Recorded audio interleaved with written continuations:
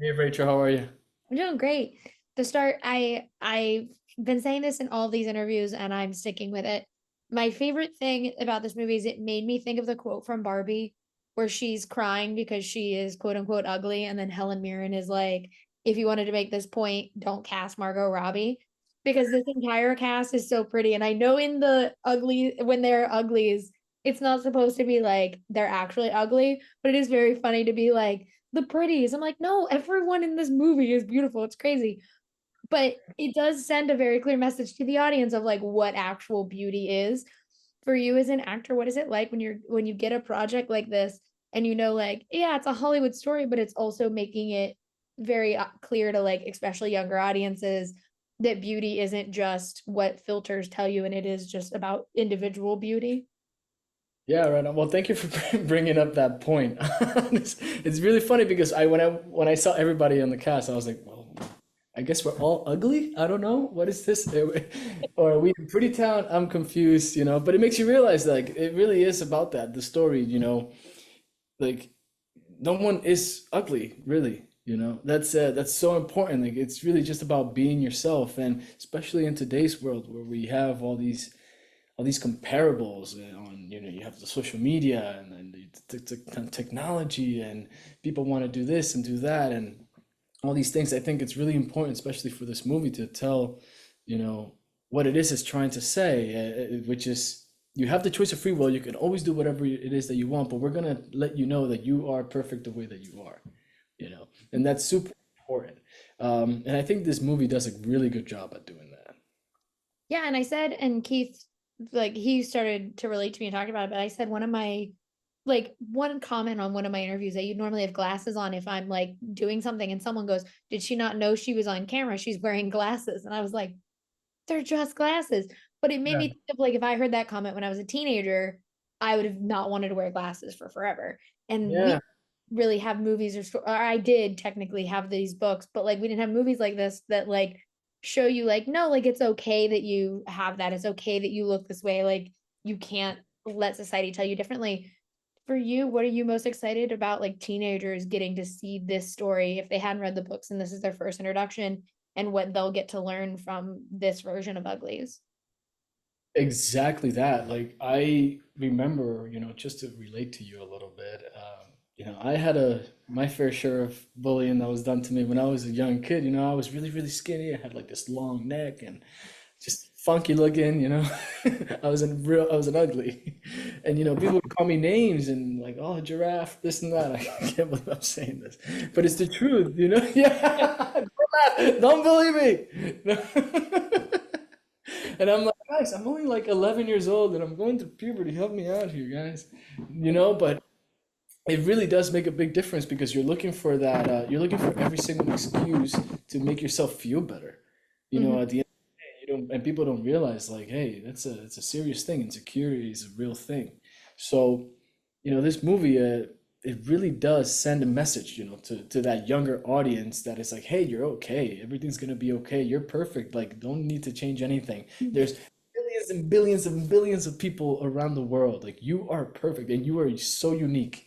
Like, don't let society, based on your insecurity and anxiety, strip you from your individuality. That is so important because no one else is you. Yeah. Well, it also is this movie's so interesting to me because like they look like AI creations when they're pretties, and I'm like, Yeah. you guys look Like, worse. Like, why are your eyes old? Like, what's wrong with that? it's Like, like the face app. It's but like, why would you do this?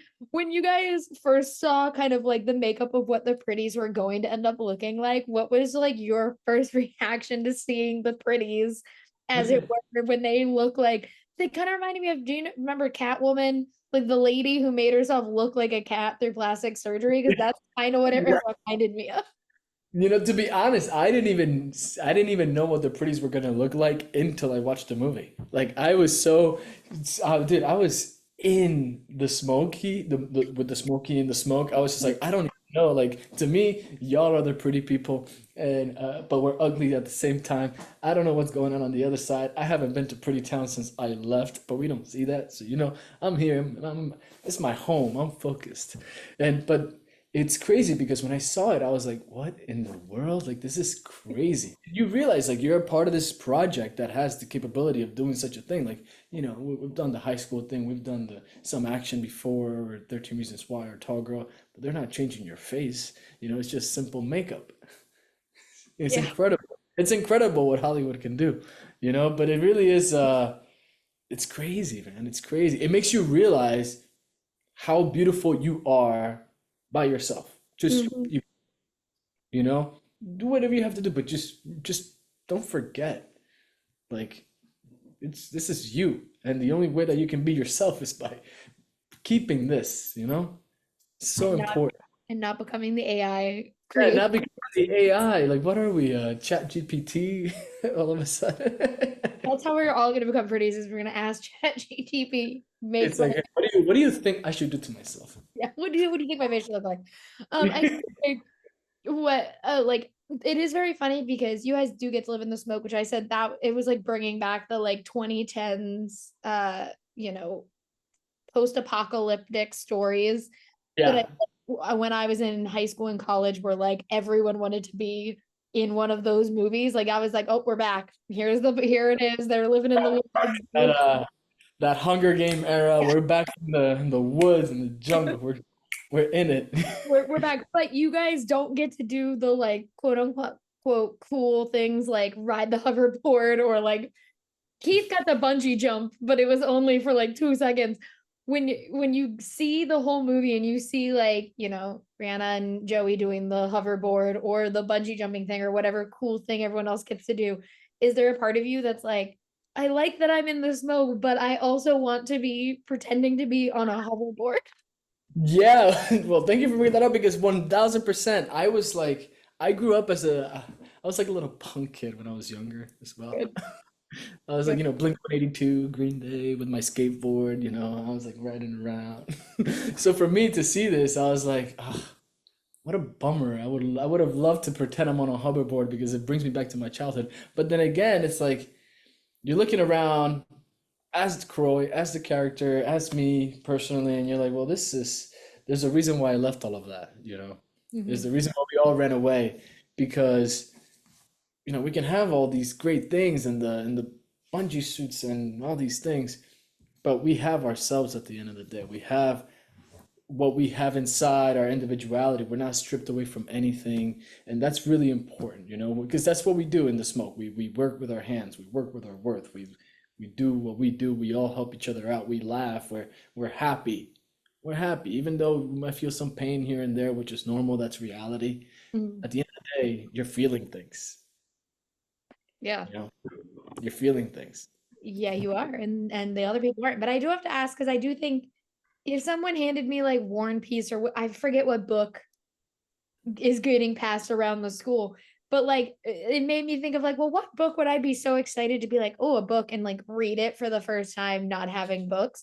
Do you have one book that you would be like, this is the one book that I would have kept and like handed off to people to try and get them kind of radicalized back into wanting to read? I would say Lord of the Flies.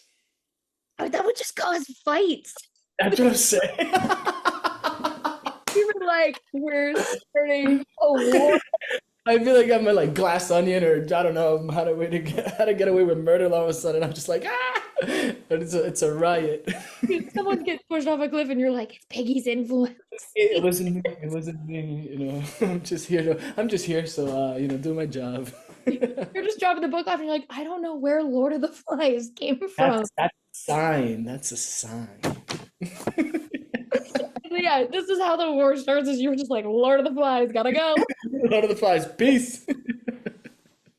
and one in the back is just reading Catcher in Yeah. the Rye depressed, just like reading. Taking notes. Taking notes. Oh my god. Oh, that was funny. And for a last quick question, I'm gonna ask you a fun thing because you were on 13 Reasons Why, and my favorite meme on the internet is when someone says this is my 13th reason about just whatever is annoying them that day.